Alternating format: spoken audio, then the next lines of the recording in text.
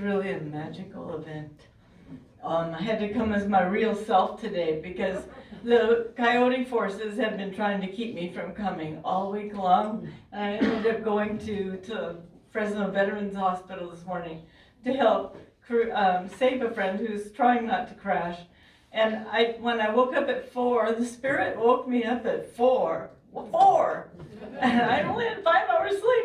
And I said, why? He says, you have to go to the hospital.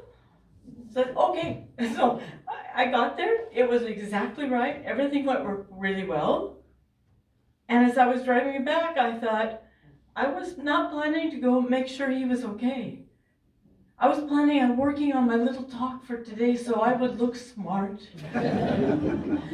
But as I was driving back, I said, if I were Wilma and Opal, I'd have been at that hospital and said, those people can hear whatever they want. But I just needed to be with you. So thank you all for filling this room. Before I get started on something, because I don't really have, I just want to say that Junie's music always makes me cry, so I'm still a little stuffed up from that.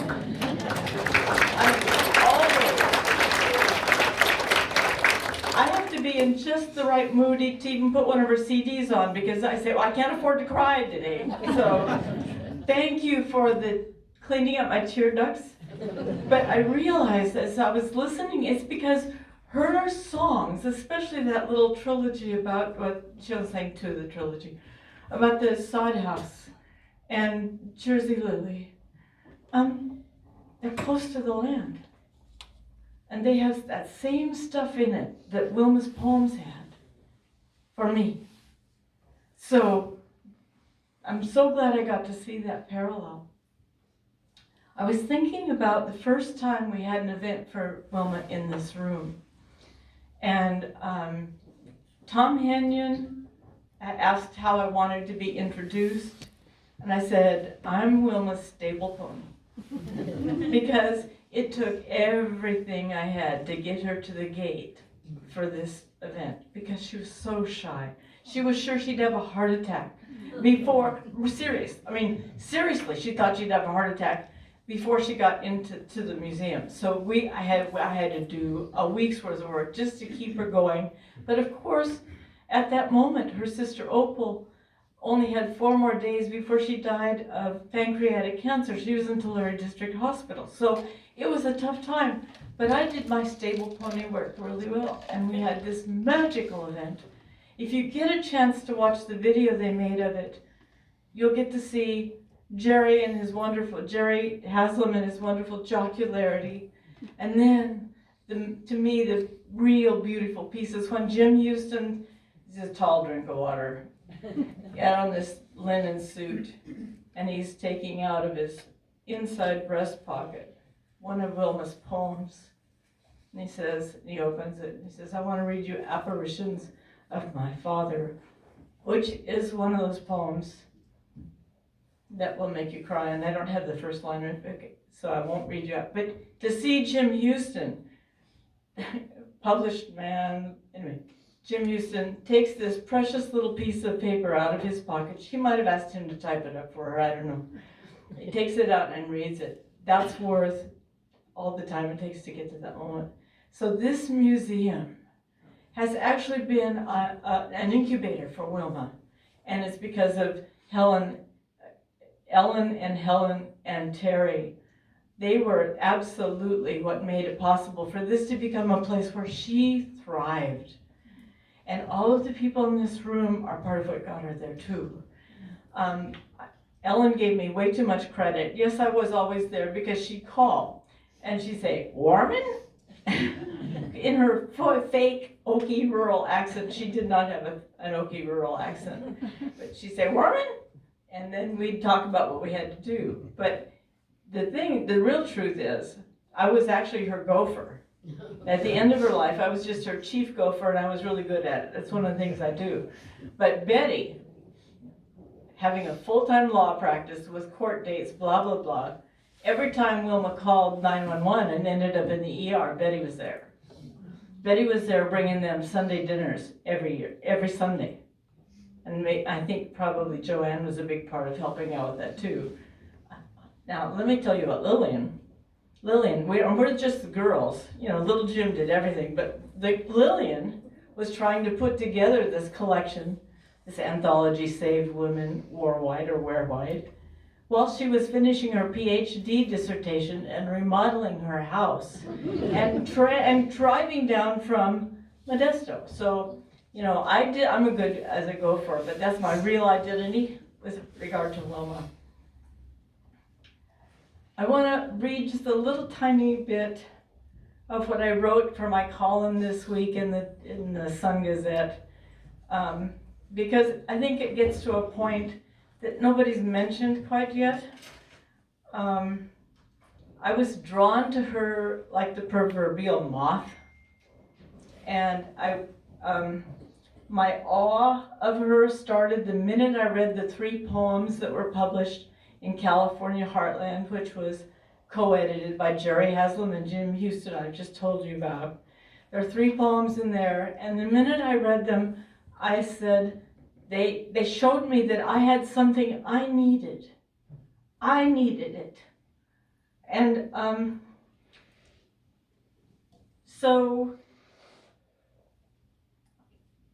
it wasn't just that they were spare and beautiful and amazing how much she could say with so few words, or the view even of her people with their hard lives and their hard lives living fully, neighborly, respectfully, regardless of the circumstances. It was an interior view of previously landed, placed people who had been put out on the road. Her poems made me want to know them, but in fact, her poems made me realize that I did know them. They were us, and I was them, even though I'd never been to Oklahoma or worked a sharecrop farm or been one of 13 children. I find myself in her poems over and over. Initially, it was a self-discovery experience, but now when her poems come to me like they did this past March at the clothesline, I was hanging up wet kitten towels that had been in their cages on the clothesline, and it was a good breezy day, and all of a sudden a line from her poem, Clothes Dryer, came. And that poem starts,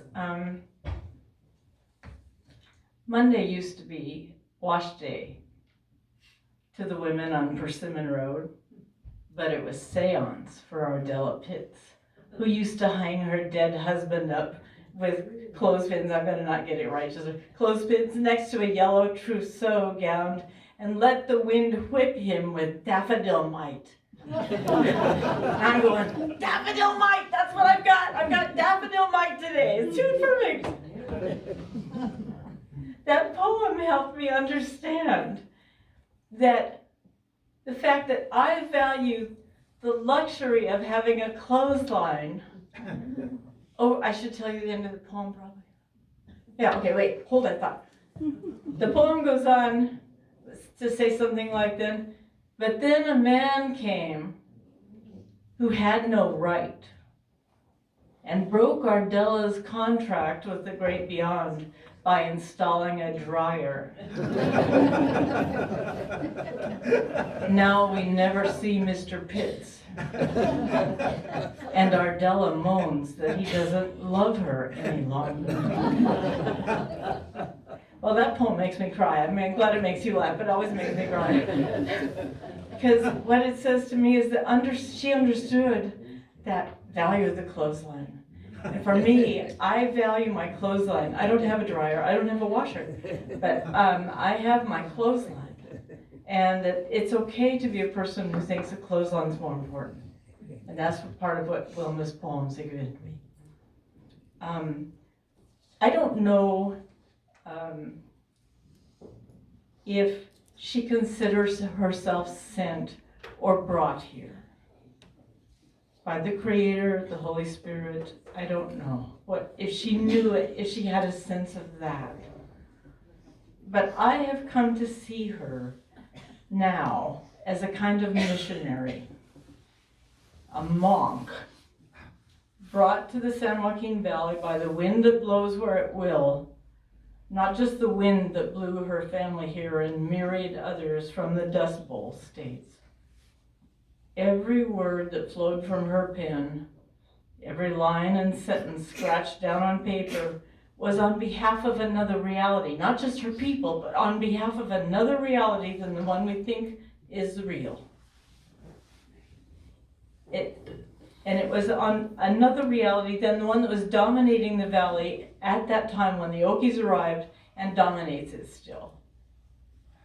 Her poems are windows on that eternal other reality, and we may look through them, get glimpses of it if we wish.